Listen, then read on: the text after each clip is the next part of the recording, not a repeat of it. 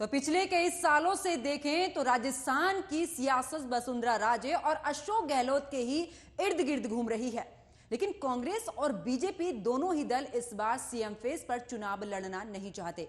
कारण जो भी हो, कांग्रेस की बात करें तो पार्टी के दो बड़े नेता सचिन पायलट और अशोक गहलोत के इस दौरान इन दोनों के बीच की जो बातें हैं वो लगातार सामने आई हैं। चाहे उनके बीच का विवाद हो या फिर यूं कहें कि जिस तरीके से सत्ता को लेकर एक दूसरे पर वो खींचातानी करते नजर आए हैं, ये सारी तस्वीरें सामने आई हैं। पिछले कई सालों से टकराव की स्थिति में है। बीजेपी के अंदर खाने में भी कुछ इसी तरीके के संकेत हैं। यहां भी आपस में सब कुछ ठीक नहीं चल रहा है। तभी तो जब बीजेपी परिवर्तन यात्रा निकाल रही है और रैलियों से, वसुंधरा राजे से, इस दौरान जनसभाओं से उसे दूर रखा जा रहा है, यानी कि इस दौरान दूरी बनाई जा रही है, तो सवाल उठने लगते हैं। लेकिन प्रदेश में जो वसुंधरा राजे का कद रहा है, उसके आसपास प्रदेश का कोई भी चेहरा नहीं है। अब इस दौरान यह भी सवाल है, लेकिन परिवर्तन यात्रा से उन्होंने खुद को दूर ही रखा है। इन सब बातों से लगता है कि राजस्थान बीजेपी और पार्टी के शीर्ष नेतृत्व के साथ में वसुंधरा राजे के रिश्ते उतने बेहतर नजर नहीं आ रहे हैं।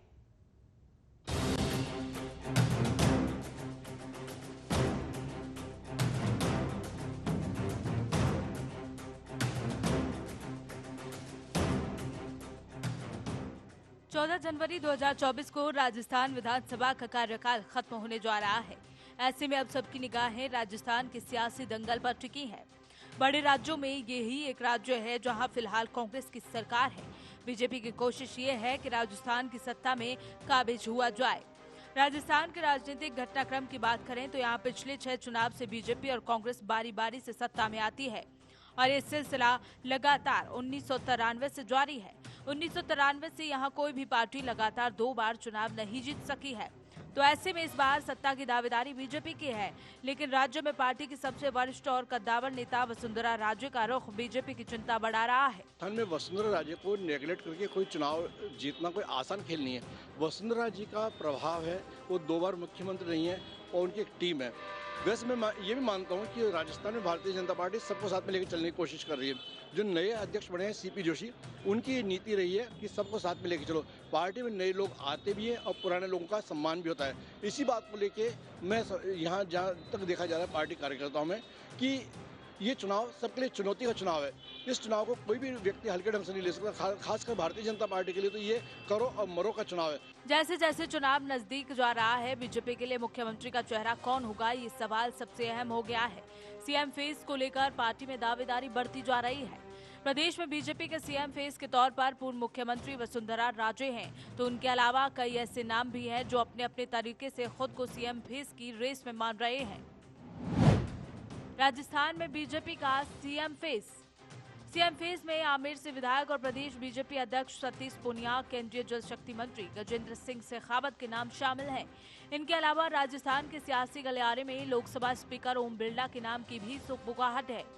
इनके अलावा स्थानीय नेता गुलाब चंद कटारिया, राजेंद्र राठौर और किरोड़ी लाल मीणा जैसे नेता भी शामिल हैं, जो अपने हिसाब से खुद के लिए अभियान चला रहे हैं।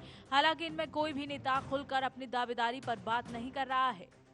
जब 9 जनवरी को जयपुर में बीजेपी की राज्य कोर कमेटी की बैठक पार्टी के प्रदेश मुख्यालय में हुई, तो इसमें प्रदेश अध्यक्ष सतीश पूनिया, प्रदेश प्रभारी अरुण सिंह, नेता प्रतिपक्ष गुलाब चंद कटारिया, केंद्रीय मंत्री गजेंद्र सिंह शेखावत, केंद्रीय मंत्री अर्जुन राम मेघवाल मौजूद रहे।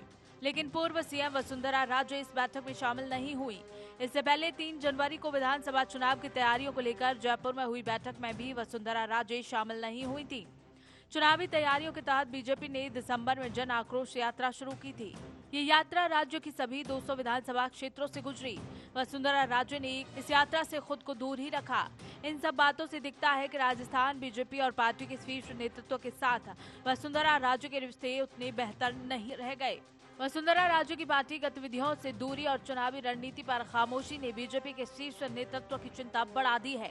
बीजेपी उनकी नाराजगी को साधने के तरीके ढूंढ रही है। बीजेपी के शीर्ष नेतृत्व को डर है कि कहीं वसुंधरा राजे की नाराजगी और पार्टी की एकजुटता को लेकर कार्यकर्ताओं और जनता के बीच संशय न पैदा हो जाए। अगर ऐसा हुआ तो चुनाव में बीजेपी को नुकसान उठाना पड़ सकता है।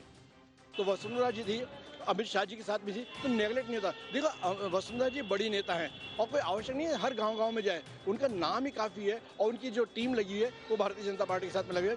भारतीय जनता पार्टी ने इस समय जो परिवर्तन यात्रा है उसमें हर छोटे व्यक्ति को साथ में जोड़ने की कोशिश की है, उसका लाभ मिल रहा है। यानी अब देखिए जब मोदी जी की रैली होगी उसमें वसुंधरा जी आएगी, यानी बड़े जो लीडर्स हैं उनमें वो भारतीय जनता पार्टी के राष्ट्रीय उपाध्यक्ष हैं, इसलिए आवश्यक नहीं है कि वो कंटिन्यू चले। और लोगों को लगता है कि नेगलेक्ट नहीं है, बीजेपी में हर व्यक्ति का यानी जो टीम भावना से काम हो रहा है। 2022 में कई ऐसे मौके आए जब वसुंधरा राजे का दर्द बयानों के जरिए बाहर आया। अपने समर्थकों के बीच उन्होंने कहा भी कि उनका कोई भी काम सीधे सीधे नहीं होता, उसके लिए उन्हें संघर्ष करना पड़ता है।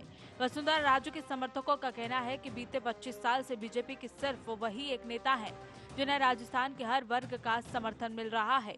कुछ महीने पहले राजस्थान की कई जगहों पर कहो दिल से भाजपा फिर से की जगह कहो दिल से वसुंधरा फिर से के पोस्टर भी लगे हैं। इस नारे के जरिए वसुंधरा राजे के समर्थकों ने बीजेपी के शीर्ष नेतृत्व का संदेश देने की कोशिश की। ऐसे में पार्टी का शीर्ष नेतृत्व पसंद करें या नहीं, वसुंधरा राजे खुद को सीएम चेहरे के रूप में पेश करती दिख रही हैं। वैसे राजस्थान की राजनीति में पोस्टर और नारे राजनीतिक नब्ज को टटोलने का बेहद कारगर जरिया माने जाते हैं। 2003 में बीजेपी के प्रचार अभियान में गहलोत आएगा, अकाल आएगा, गहलोत जाएगा, अकाल जाएगा स्लोगन ने कमाल कर दिखाया। वैसे ही 2008 में 8 PM नो सीएम स्लोगन के जरिए कांग्रेस ने उस वक्त की सीएम वसुंधरा राजे पर निशाना साधकर बीजेपी को सत्ता से बाहर कर दिया था। 2018 में बीजेपी का एक वर्ग वसुंधरा राजे से नाराज था। उस वक्त इन लोगों ने चुनाव में मोदी तुझसे बैर नहीं, वसुंधरा तेरी खैर नहीं का स्लोगन चलाया। हालांकि इस स्लोगन ने बीजेपी को नुकसान ही उठाना पड़ा और सत्ता गंवानी पड़ी। वसुंधरा राजे की नाराजगी बीजेपी के लिए भारी पड़ सकती है, क्योंकि राजस्थान में 2023 के अंत में विधानसभा चुनाव होने हैं और ऐसे में अभी तो वसुंधरा राजे फिलहाल शांत है।